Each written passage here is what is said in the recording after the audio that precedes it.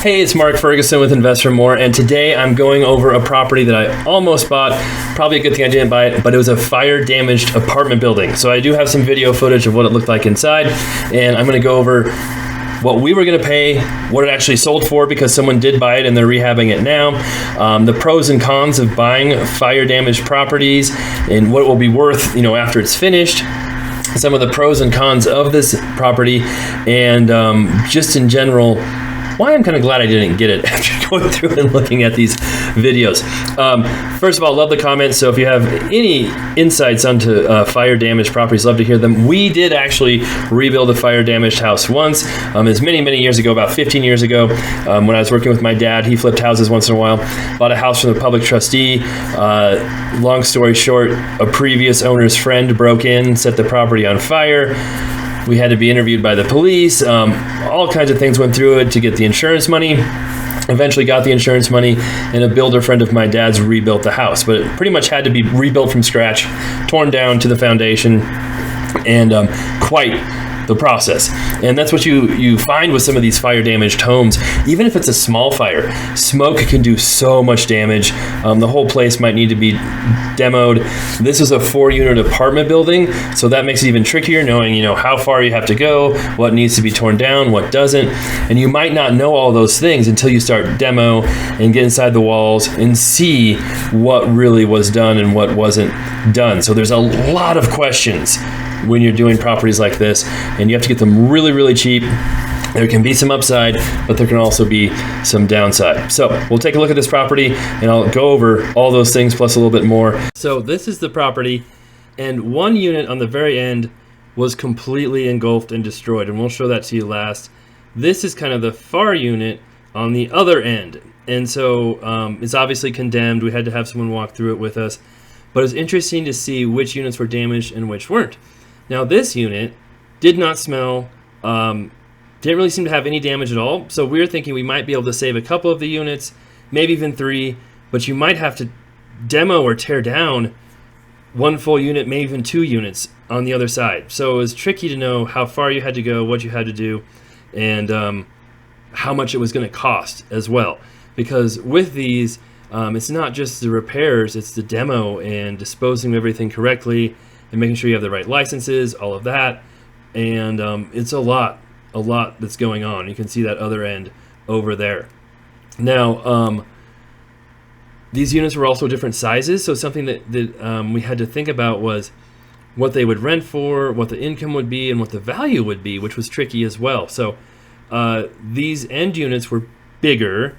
I believe they had 3 bedrooms in the upstairs, which is where we're at right now. 3 bedrooms up, 1 bath up, and then they also had basements too. So there was a main level with a kitchen, dining room, living room, a fireplace, as you could see, and it wasn't the fireplaces that caused the fire. And then you had 3 bedrooms up with, you can see some damage there, a bathroom, and then a half bath on the main. And then a couple of them had some finish in the basement, not full finish, but then you could also see there was damage in the ceiling where the fire department poked holes in there, saw if there was, how far the fire went. And you can see that insulation does look like it was burned. So the fire could have gone all the way across the top of the attic above the other unit. So you're probably redoing the whole roof, possibly new trusses. There's just a lot of questions of how far you have to go to redo all of this property or just some of it. And so here was the basement in this first unit. And this one, if I remember right, this was a little while ago, this one was not finished. Okay, this one was unfinished. Some of the other units were finished in the basement, but you could add a bedroom. There's an egress window there. You could add a bathroom, another family room, and you could have a 4-bedroom, 3-bath unit, which seems great and like you could bring in a lot of rent. But some of the issues with that, we're looking at another unit here soon, are that this is the second unit. I wonder if I showed all of them. But anyway, this is the one right next to the fire damaged unit. The problem with that is if you're renting a 4-bedroom, 3-bath, apartment like this, a lot of people might just want to buy or rent a house instead and not rent an apartment. So, rents could be pretty high, but they also might not be as high, or it might not be as easy to rent it as you think. Just really depends on the clientele, who's there, and lots of different factors. So you can see the kitchens were pretty nice. They're pretty nice units. It's just that, the whole fire thing is makes them a little tricky. A little bit tricky as far as rehabbing and figuring them out.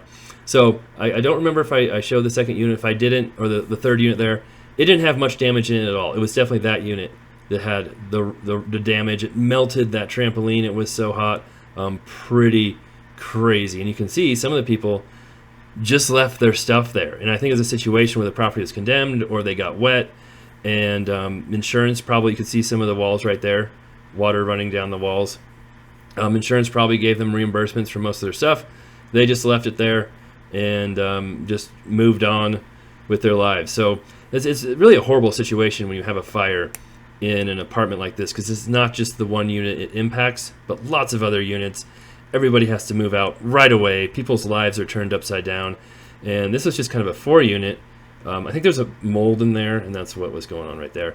And here's the upstairs of that second unit, which you can see has major damage, even though the fire wasn't in here. You see some of these fires in large complexes where everybody has to vacate, and it could be for months at a time or longer. It's just a horrible situation. So this is one of the 2-bedroom units. So this is a smaller unit on the inside. The 2 inside units had 2 bedrooms up, 1 bath up, and then like I said, basements. Some were finished, some weren't. So these units could be a 2-bedroom, 1 bath, or 2 bath, because there's a bath on the main floor, or they could be a 3-bedroom if you finish the basement. Now here is the ugly one. This is where the fire was. Just crazy amounts of damage, and obviously most of this just needs to be completely gutted. Probably some of the structure torn down. Hard to say exactly how much damage, and how structurally sound everything is. Like I said, until you clean it all up. Now, they said the fire department thought it was a faulty stove or microwave that caused the fire. So like a range with a microwave above it. And they think it was just a faulty stove that caused it. And as you can see in the other units, none of these stoves looked that old or in bad shape. You can kind of see the melted remnants of that microwave right there. And I think the stove was right below it, if I remember correctly. And that's just crazy. And it makes you wonder, man, hopefully this never happens to me and get a faulty stove, because it just destroyed the property. So then, like I said, you can see the studs, though, in the outside walls weren't as damaged as you might think they were. The drywall, the sheetrock actually did a really good job of containing a lot of the fire, but then you can see subfloor trusses, not trusses, but floor joists burned there in some parts. So there's a lot you would have to do and go through, and just a lot of questions about how much you'd have to do. That's really what makes this tricky. So we did end up making an offer for it in the low 300s, low 300,000s, and this property, after you fix it up, it's probably worth, I'm just trying to think of what you could rent those units for. The 4-bedroom, 3-bedroom unit, it might rent for $2,000, it might rent for $1,800. It's really hard to say because of, like I said, it could be tougher to rent. And then you've got the inside units, which probably would rent for $1,500 to $1,600, depending on how many bedrooms they had if the basement's finished. So you could have $7,000 in rent coming in, maybe a little more if you're lucky, maybe a little less. And at current valuations, if you're using just a gross rent multiplier, it could be worth $1 million. This property really could be worth $1 million. It's located close to a local college, so you've got $700,000 in room there. But who knows how much you've got to spend, how long it will take you to get all of this done, as you can see. So that's tricky, right? You might be spending hundreds and hundreds of thousands of dollars just on the remodel, because you're remodeling at least 2 units, maybe 3 units. And maybe you're tearing down part of the structure, you're waiting for city permits, you've got to have a professional company come remediate all this stuff, most likely. And ironically, the basement, this is the basement in the burned unit, wasn't even that bad. It's crazy. So there's some mold there you can see, and there's probably mold in some of the other units as well. So that's something you have to think about too. But it is interesting to see how well that fire was actually contained.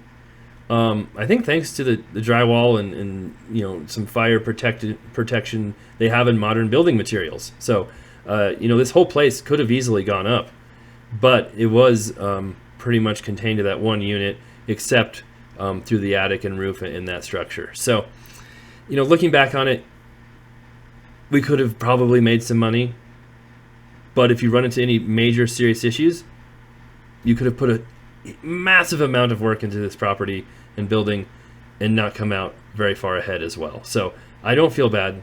I probably would have had to have a professional builder come in and do this work, so the scope of it, my guys would take a very long time to do it, and that also adds another facet of trying to find someone. You're probably paying a lot more money to do that, and just a lot of unknowns for me. So it ended up selling for $361,000. I have seen them trucks over there. I don't know if they've started working yet, but it'll be interesting to see if they sell it, rent it, what happens with it, and I'll try and update you after all is said and done. So that's the property I didn't get. I'm okay with it. Let me know what you think, and we'll have many more videos on properties I am working on and did get, and businesses I'm running like the laundromats. All right, take care. Be back soon.